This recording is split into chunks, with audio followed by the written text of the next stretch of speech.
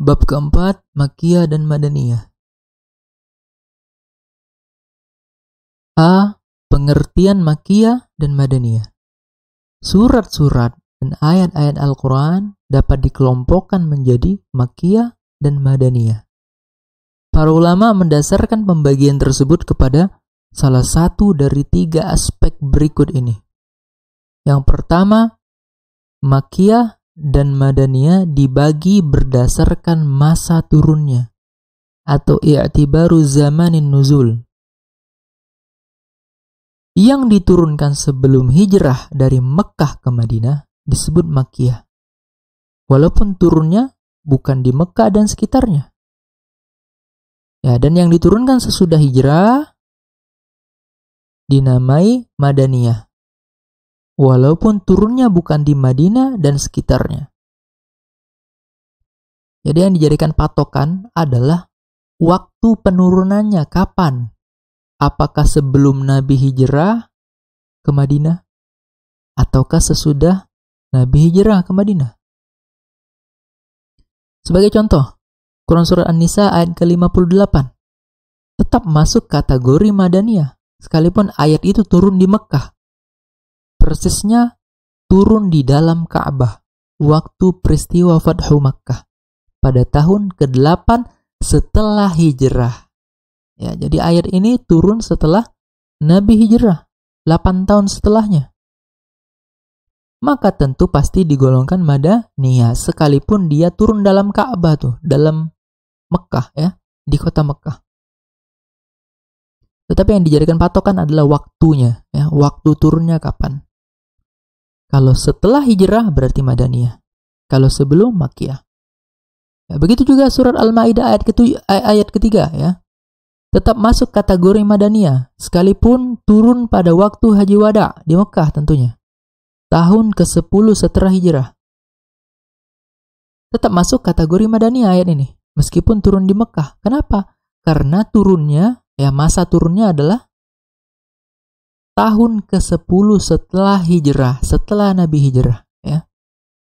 Jadi kata kuncinya adalah setelah hijrah. Ya, setelah hijrah berarti Madaniyah, seperti itu. Yang kedua, berdasarkan tempat turunnya, i'tibaru makanin nuzul. Yang diturunkan di Mekkah dan sekitarnya seperti Mina, Arafah dan Hudaybiyah disebut Makkiyah, dan yang diturunkan di Madinah dan sekitarnya seperti Uhud, Quba dan Sala' dinamai Madaniyah. Jadi kategori kedua ini ditinjau berdasarkan tempatnya ya. Ayat itu tempatnya di mana ketika turun? Oh, ternyata di Mekkah dan sekitarnya, maka Makkiyah. Atau ternyata ayat ini turun di Madinah, berarti Madinah berarti Madaniyah, seperti itu. Yang ketiga, berdasarkan sasaran pembicaraan atau i'tibarul mukhatab. Yang ditujukan untuk penduduk Mekkah dinamai Makkiyah, dan yang ditujukan kepada penduduk Madinah disebut Madaniyah. Begitu juga yang ditujukan untuk semua manusia dengan lafal ya ayuhan nas dinamai Makkiyah, dan yang ditujukan untuk orang-orang yang beriman saja dengan lafal ya ayyuhalladzina amanu disebut Madaniyah.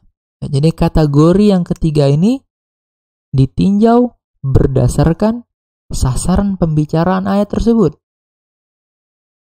Jadi ayat tersebut diturunin untuk siapa? Oh, untuk penduduk Mekkah berarti Makkiyah. Tapi kalau diturunkan untuk penduduk Madinah berarti dia Madaniyah. Seperti itu. Dari ketiga kategori di atas, kategori pertamalah yang dapat mencakup semua ayat-ayat Al-Quran. Ya, kategori pertama yang ditinjau berdasarkan masa turunnya. Apakah sebelum hijrah ataukah sesudah hijrah? Mengapa kategori pertama yang paling dapat mencakup? Karena Misalnya kategori kedua ya, berdasarkan tempat turunnya.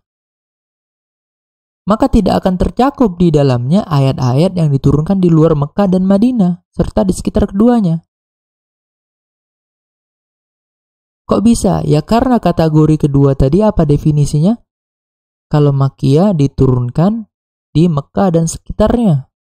Kalau Madaniyah diturunkan di Madinah dan sekitarnya berdasarkan tempat turunnya. Sekarang misalnya ada ayat-ayat yang turun di luar Mekah dan sekitarnya dan turun di luar Madinah dan sekitarnya. Gimana caranya menggolongkannya menjadi Makkiyah dan Madaniyah? Kalau definisinya atau batasannya kayak gitu. Misalnya ada ayat-ayat yang turun di kota Tabuk, ya. Kota Tabuk ini bukan di Mekah. Bukan juga di sekitar Mekah ya. Bukan di Madinah, bukan juga di sekitarnya. Nah, lantas gimana menggolongkan ayat ini menjadi Makkiyah atau Madaniyah? Gak bisa kan? Kalau ditinjau dari tempat turunnya ya, menggunakan kategori kedua. Atau misal ada ayat yang turun di Baitul Maqdis, Palestina. Gimana caranya?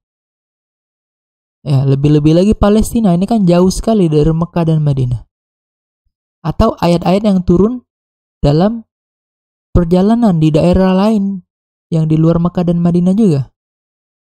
Tentu gak bisa ya ayat-ayat yang digolongkan Makkiyah dan Madaniyah apabila penentuannya atau patokannya menggunakan kategori yang kedua, yaitu berdasarkan tempat turunnya.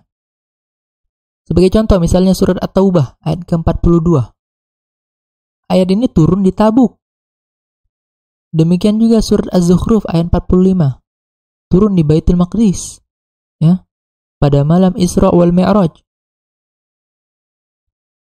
Allah Subhanahu wa taala berfirman, "Lau kana 'aradan qariban wa safaran qasidan lattaba'uka, walakin ba'udat 'alaihim asy-shuqqah, wa sayahlifuna billah, law istata'na la kharajna ma'akum, yuhlikuna anfusahum wallahu ya'lamu innahum lakadzibun."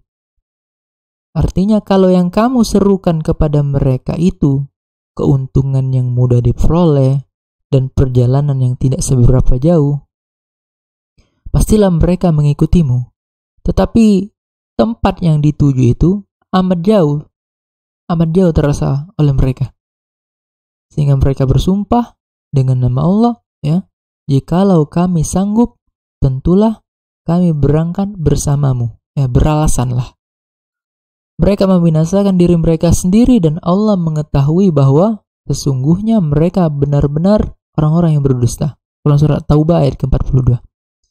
Kemudian ayat kedua yaitu was'al man arsalna min qablika min rusulina aja'alna min dunir rahmani alihatan yu'badun. Ya. Dan tanyakanlah kepada rasul-rasul kami yang telah kami utus sebelum kamu. Adakah kami menentukan Tuhan-Tuhan untuk disembah selain Allah yang Maha Pemurah? Quran Surah Az-Zukhruf ayat ke-45. Jika kita menggunakan kategori kedua sebagai patokan, yaitu berdasarkan tempat turunnya, maka kedua ayat di atas ya, At-Taubah 42 sama Az-Zukhruf ayat 45, ini tidak dapat dimasukkan ke dalam Makkiyah karena nggak turun di Mekah dan sekitarnya, dan juga tidak bisa dimasukkan ke dalam Madaniyah karena tidak turun di Madinah dan sekitarnya ya. Begitu juga dengan kategori ketiga juga bermasalah ya. Jika kategori ini yang digunakan, tentu akan banyak sekali ayat-ayat Al-Quran yang tidak dapat dimasukkan ke dalam kategori Makkiyah dan Madaniyah. Mengapa? Karena Al-Quran tidak hanya diturunkan untuk penduduk Mekah dan Madinah semata, tetapi untuk seluruh manusia ya. Lagi pula tidak semua ayat diawali dengan seruan ya ayyuhan nas atau seruan ya ayyuhalladzina amanu ya. Sebagaimana dalam standarisasi kategori ketiga tadi apa? Kalau Makkiyah itu adalah ayat yang diturunkan untuk penduduk Mekah. Kalau Madaniyah ayat yang diturunkan untuk penduduk Madinah ya. Kalau ya ayuhan nas ya, ada seruan untuk seluruh manusia, gimana? Nah, tadi udah dibilang ya bahwasanya ya ayuhan nas untuk Makkiyah ya. Kalau diturunin untuk semua manusia ya, ada seruan untuk seluruh manusia, maka dia digolongkan sebagai Makkiyah. Tapi kalau seruannya untuk orang beriman aja, ya ayyuhalladzina amanu, maka ini untuk Madaniyah ya. Tetapi problemnya adalah tidak semua ayat diturunkan untuk penduduk Mekkah atau Madinah, dan tidak juga semua ayat mengandung lafal ya ayuhan nas atau ya ayyuhalladzina amanu ya. Bahkan banyak ayat yang enggak ada kategori ini. Sasaran pembicaraannya enggak ada ya. Oleh sebab itu, sebagaimana sudah dinyatakan di atas ya, kategori yang paling tepat karena dapat mencakup seluruh ayat Al-Quran adalah kategori yang pertama, yaitu dari segi masa turunnya, i'tibaru zamanin nuzul.